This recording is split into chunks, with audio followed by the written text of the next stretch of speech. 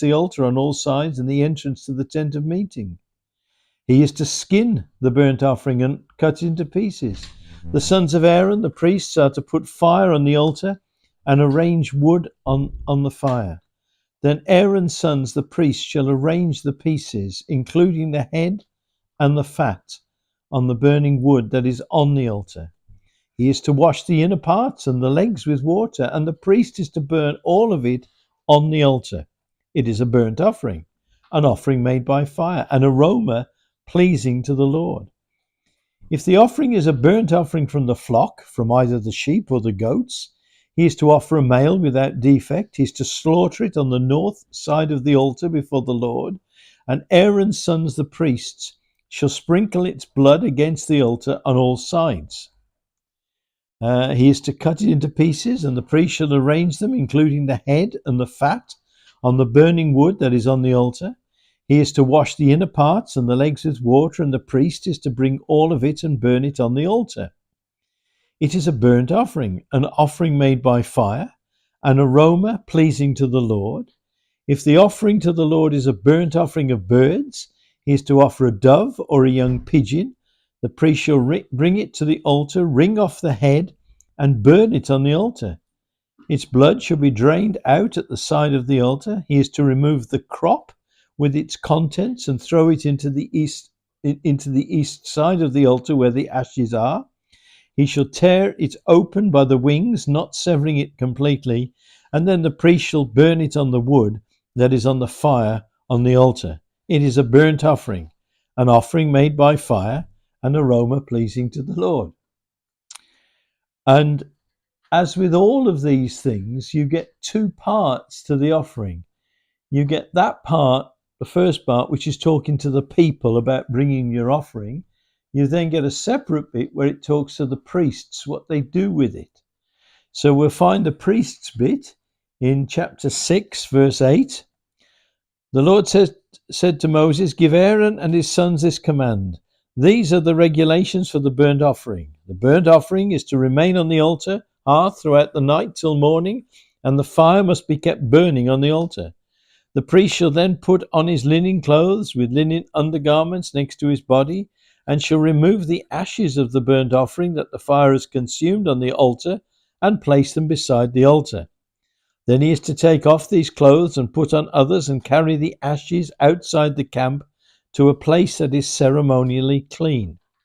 The fire on the altar must be kept burning. It must not go out. Every morning the priest is to add firewood and arrange the burnt offering on the fire and burn the fat of the fellowship offerings on it. The fire must be kept burning on the altar continuously. It must not go out." Now, when you just read a mouthful like all of that, you can probably see why people gloss over this. Am I right? Yes. And this is not the biggest one. Wait till you get to the sin offering, which, as I say, goes on for pages. But this is God's giving some very precise instructions as to how to deal with these offerings. This is the first offering, the burnt offering. And as I say, there's always two halves. There's the half where it tells the people what to do, and it's the half where it tells the priests what to do. And that's a pattern throughout of this, because both are involved in the process. You need the person to bring the offerings, but you need a priest to actually offer them. So it's not one without the other, it's both. Now, before we actually start to go into what this particular offering is all about, we probably need to spend some time just understanding a bit of the background. Now, the book of Leviticus, in the Greek, it's letetikon, which means relating to the Levites. But in Hebrew, this book is called Vayikra. And it actually means the Lord calls, because that's where the book started. What we read in verse 1, the Lord called to Moses and spoke to him. Because this book is all about what God says. And it's and remember, this is to a bunch of people who've just come out of slavery. and they're now suddenly they're in a covenant relationship. They're a kingdom of priests, a holy nation, a treasured possession.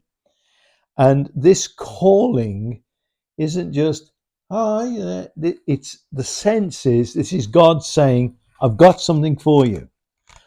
This is grabbing their attention. That's what this word means. And it's and consequently, the Jews see this as a very important book. They say that this is the most pure book in the Bible, whatever that means. But what is interesting is it's in this book where they would teach, where they would begin to teach the children from.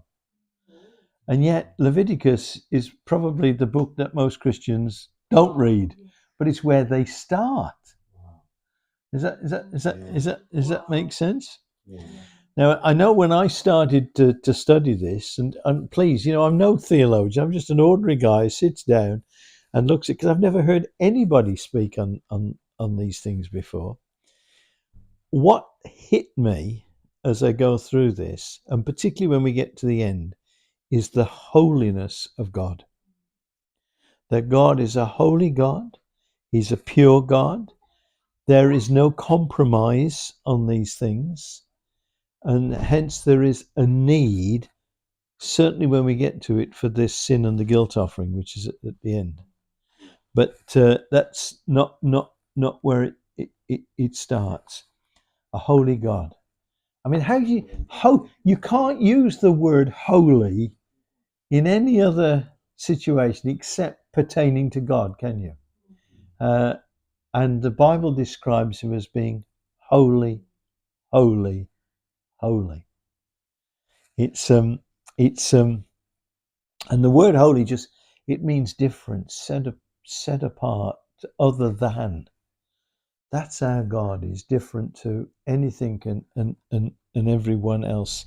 And this book really, to me, sets apart those things that he calls holy, that he sets apart for himself, and demonstrates how a holy God relates to his people and how his people need to relate to a holy God. Its holiness, I would suggest, is not a popular teaching in the churches today. I think we've had this conversation. It's, well, I'm just speaking for myself, but you tell me, do you hear much on holiness, that the need to be different, the need to be like God, to do those things?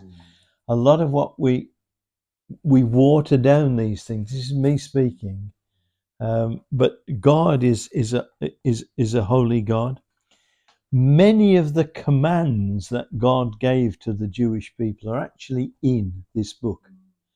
The Jewish people say that God gave 613 commands, and 246 of those, that's around about 40%, are in this one book alone. 246. Sorry? Total 613. And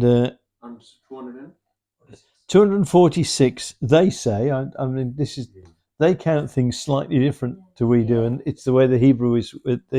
They say 613 commands overall. Some of them are, you shall do this. Others are, you shall not do that.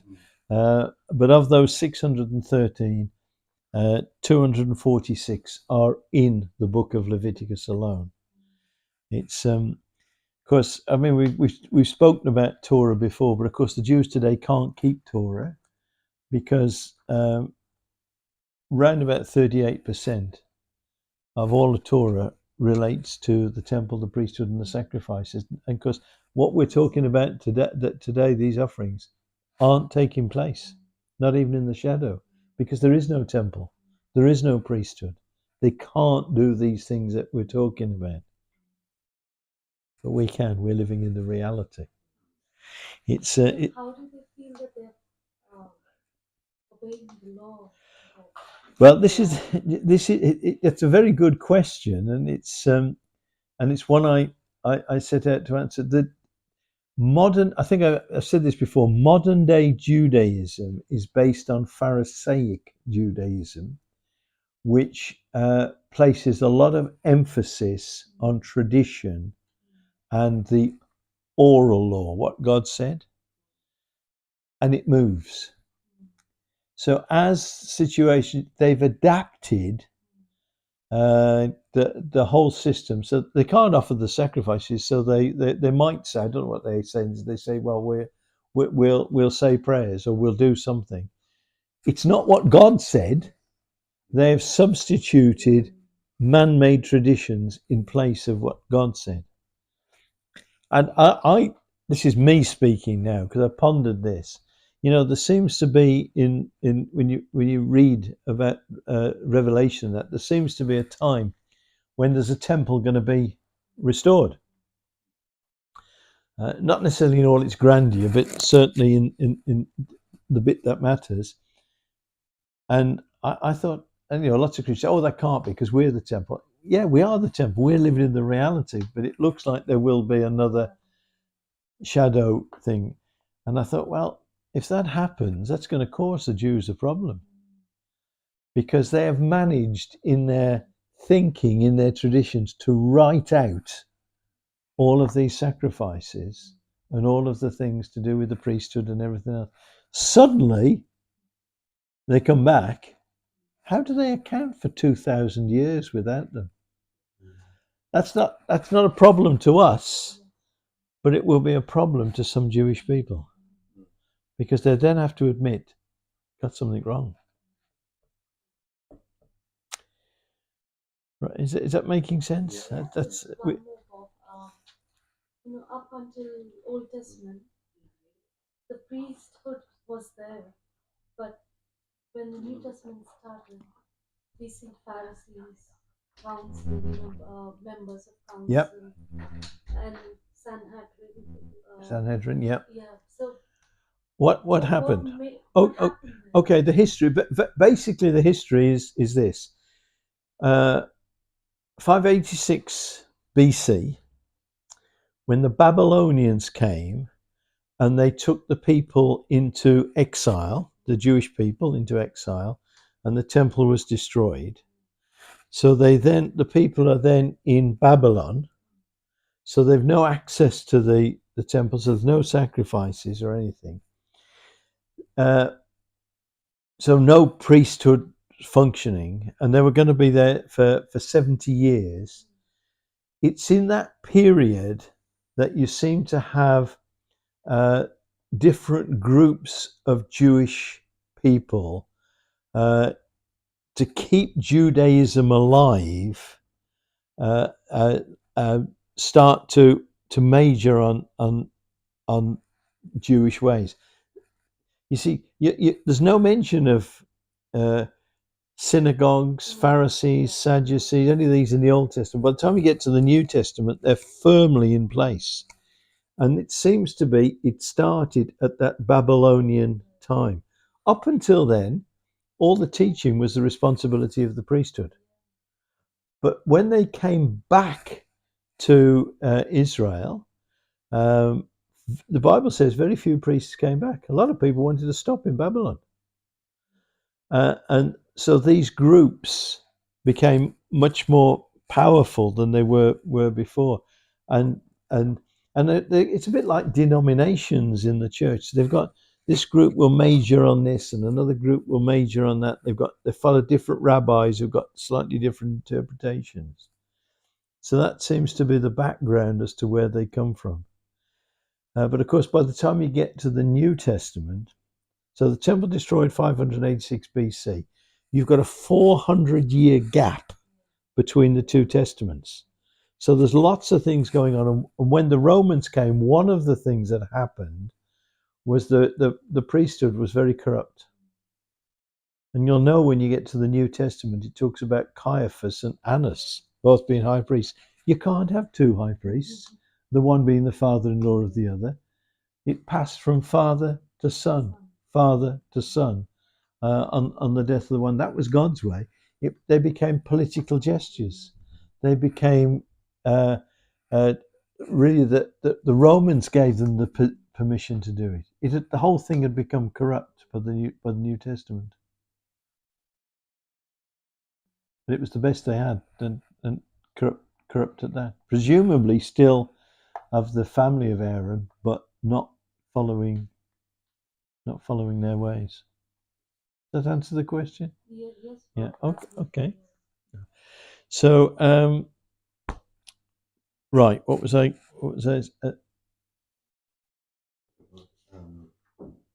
No, you were talking about Commandments. commands and 246. Oh yes. So it from a Torah point of view, very important for the Jewish people, this, because this speaks of the need for obedience. It's telling them what they should do, and very precisely God says these things. And I think I've said before, the word, the root word for Torah, yara, means to hit the mark. The word for sin means to miss the mark. So this is the Torah is, hey, this is what you have to do to please God. This is what you have to do to get the best out of God. So they will major on this book, bearing in mind that Torah, we translate it as law. I know I've said this many times. The Jews don't see it hard like that. The word actually, it's how to hit the mark. This is counseling, training. This is guidance. This is it. They don't see it as a heavy thing. They can. Well, as the psalmist says, they delight in the Lord. It's where Psalm starts, isn't it? Blessed is the man who does not walk in the counsel of the wicked, or stand in the way of sinners, or sit in the seat of mockers, but his delight is in the law of the Lord, and on his law he meditates day and night. He is like a tree planted by streams of water, which yields its fruit in season, and whose leaf does not wither. Whatsoever he does prospers. That's where Psalm starts, Book of Psalms. And they see it as a light thing. They see it as not a series of rules to be obeyed for rules' sake, but a way of actually getting the best out of God, letting God get the best out of them. Having said that, they do make it difficult for themselves. Are we all okay so far? Yeah. And of course, they see Torah as a gift of grace. God gave them the Torah. He didn't give it to any other nation on the face of the earth. He gave it to them not because they were the most important people, not because they were the most numerous. He gave it to them because he loved them. And that set them apart from every other nation. Nobody else in the world had got anything like that. Nobody else could make the claims that they could make about a relationship with God, even though it's nothing compared with the relationship that we've got. It was more than any other nation anywhere had got. Is that all making sense? And so, okay. Now, the background to the book of Leviticus, which is, majors on the sacrificial system, is when they came to Mount Sinai, they were actually at Mount Sinai for about a year. The Bible will tell us that. God had told them to build the tabernacle. And so all of this was built while they were at Sinai. It's we know it's a year because it tells us that the tabernacle was set up on the first day of the first month in the second year. Okay, they came out of Egypt on the 14th day of that same month the year before. So it's round about 12 months. What's the name of the month? Sorry, is it Nisan? Nisan, yeah, Nisan. And that's equivalent to us, March. It's round about our Easter time. It moves because they're on the lunar calendar. But Can you repeat what you said, please? You said 14th month. 14th day of 14th. Nisan month. Yeah, the reference to that is Exodus chapter 40, verse 17, says the tabernacle was set up on the first day of the first month in the second year.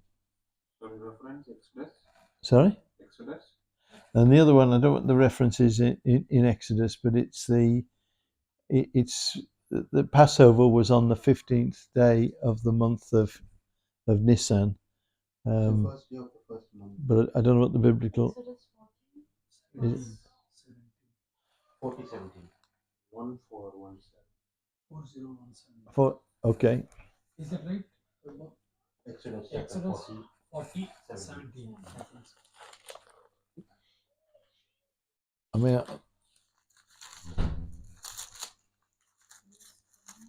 4017 is it? You said that was when the tabernacle was set up. Verse 1 is But the 15th of when the Passover took place would be earlier than that. But it was on the 15th day of Nisan. So, chapter 12, the Lord said to Moses and Aaron in Egypt, this month is for you the first month of your year. Tell the whole community of Israel that on the 10th day of this month, each man is to take a lamb for his family, one for each household, and it goes on. Then on the 14th day is when you slaughter it, and the 15th is when you have the meal, because the day starts at evening, and they came out at midnight. So you came out on the 15th. Yeah, 15th day. But to understand the whole days and months, we should have a clear vision of Jewish calendar, isn't it? Yeah, the whole Bible is not written in an English calendar; it's written in a Jewish calendar, and that's say first month we think that January. Yeah, but it's not January. Yeah. And it wasn't in this country until it's not that. I did know the date. It's only 400 years ago that it changed in this country to January. The New Year always came in about the March time. It was based on the biblical principles. And January is based on the pagan god Janus, which is the two-faced god, the one that looks backwards and the one that looks forwards. It's a Roman thing. It was. So it's it's quite interesting because this country was one of the last countries to change. So I'm glad at least they kept this financial errors from April to March. It's something to. Well, that's closer to the original, but it's the whole Bible is Jewish. It's written by Jews for Jews. It's a Jewish calendar. That's why we get all muddled up sometimes. But all I want you to see is they were there while they made all of these things that God told them to make. So it was 12 months of preparation, and then they started to do the sacrifices. When everything was complete, God came and took up residence, and that was an amazing time, because in Exodus 40 verse 34 it says, the cloud covered the tent of meeting and the glory of the Lord filled the tabernacle. Moses could not enter the tent of meeting because the cloud had settled upon it, and the glory of the Lord filled the tabernacle. So the book of Leviticus was given in that year of preparation. It's and the very first thing when God called out and spoke was about the offerings. The Korban, how people were to draw near to him. And that's because this is about drawing near to, we're talking about worship, we're talking about coming into God's presence. This is how you do it in the shadow. It's so just realize that in God's agenda, this is priority. There's something here about God wanting his people to draw close, to come to where he is. And yet, sadly, as I say, Leviticus is one of those books that just pass many Christians by. So why the offerings? How long have we got? How long have we got? No. We are Okay. Finish up what you have, then we'll go. Okay. So, okay, so the principle will be that to draw near to God is through blood. And I think when you start to see it, you start to realize just some of the things that Jesus actually achieved on the cross that we don't see, on a day-to-day basis. If we're not careful, we just miss it. And in the shadow, the only way that you could draw close was via blood. It's you couldn't come just as you wanted. There was a way to approach, and God said what that way would be, and it has to be done the right way, but also with the right heart, with the right attitude. There were times in the Bible where people, yeah, but they had completely the wrong heart. But there are other times when Eli's sons they had the wrong motives as well. But other times when people were going through the doing the things, but they got the wrong heart, and God actually says it's not it's not just the burnt offerings I want. What I want is your heart. What I want is obedience. What I want is you, not just to tick the box to say I've done this. Does that make sense? Yes, and Saul did his own thing. He didn't do what God said, and God actually took the kingdom off him for that reason. You see, there's a principle. Who can stand before the Lord? He who has clean hands and a pure heart. It's one thing to be ceremonially clean, but it just has to be clean on the inside. They have to have the right attitude, the right heart to do it, even in the shadow. Okay, so this is more than just religion. It's about the whole person. It's about who you are, what you're made from, and relationship. This is God saying, "I want you close. I want you to come closer. I want you to actually come to me. I want you to experience this depth of relationship."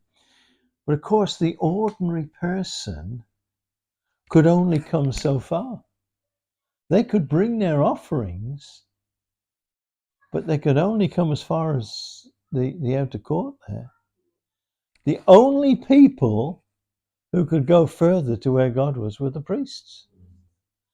And of course, the beauty is we are priests. We can actually do that. But this is why worship has to be in spirit and in truth. It's got to be the right heart, the right attitude. It's got to be from within us. It's got to be not just saying, "Oh, I do this, I do that, I do the other." This is about us wanting to draw near. And even the ordinary Israelite couldn't do that. They could only wonder what it was like on the inside. Now, just some general principles of offering. We've seen that already, that God says, no one is to appear before me empty-handed. When you come to that place of worship, you bring gifts. In the old days, it was normal, common practice when approaching kings and dignitaries always to bring gifts. And that's not unusual these days. Even the heads of state today will do that. It can sometimes just be a token, but they do it. But you came bearing gifts. That's a sign of love. That's a sign of respect. That's a sign of I'm doing this from the right heart. But here's a problem. You bring gifts, but actually you're coming to God. What do you give to a person who's got everything? Who gave us? Gave us everything that we've got. Yes, you can acknowledge him in those gifts, but what do you actually give as a gift? And it's because everything, the whole earth is his. He created everything. And the bottom line is that the only thing that you can really give is yourself. But how do you do that? Because if he has your life, you haven't got it anymore. And in his grace, and this is where sacrifice is such an act of grace, he said, okay, I will allow a substitute for your life. The life of an animal I'll take in place of you. But really that animal represents you. It represents your life. And this We should be in the place of the animal. yeah, the animal is dying for us. And it's not something over there. You'll see it's very, very personal, the way that this happened. And, the Bible says the life is in the blood. The blood represents the life. So the blood is spilt, the life is spilt, the life drains out of a person. And that represents whoever who the offer is. God will accept that as a substitute for your blood, for your life. And it's the offerer, when they came, would bring an animal in his place. Now, not just any animal. He couldn't bring a wild animal or a fish or anything like that.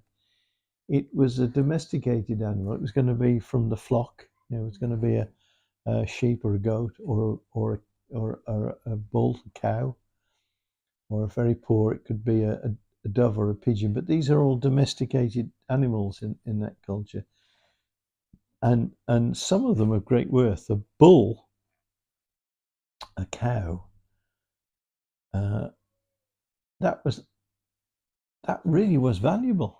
I mean, in the old days, you measured your wealth by the amount of animals that you had. So the more animals, like Abraham, how wealthy was it? You just look at his flocks.